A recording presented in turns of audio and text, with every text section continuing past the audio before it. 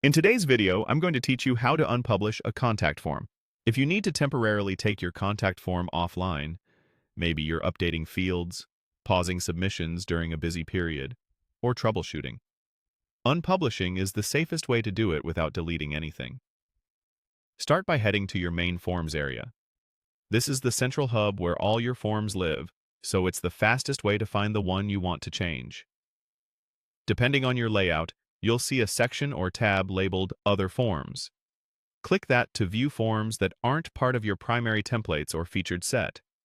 If your interface looks slightly different, don't worry. Some themes or permissions arrange these menus differently. You're in the right place as long as you can see a list of available forms. Next, locate the contact form in that list. It may be named Contact, Contact Us, or something your team customized. Scan the titles or use the search field if you have many forms. Once you've found it, look for the option that takes you into the form's Settings dashboard. This is usually called Manage Forms. Click that to open the management view for this specific form. Inside the management area, open the contact form itself by clicking its name. If you see an Edit button, that works too. Both routes bring you to the same configuration space. Here you can view settings like submission behavior, notifications, and publishing status. We're focused on publishing, so keep an eye out for that control. Select Unpublish. This changes the form's status from live to inactive. Unpublishing means visitors will no longer see or submit the form, but all your fields, settings, and past submissions remain intact. It's reversible, unlike deleting.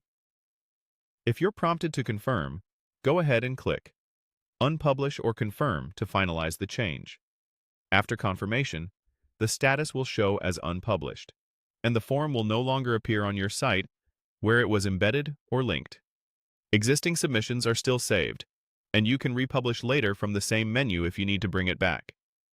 If your site uses caching, give it a moment for the change to reflect across pages. For teams with role-based permissions, you may need the appropriate access to see these options. That's it. Your contact form is now safely offline, and you're free to make edits or simply keep it paused.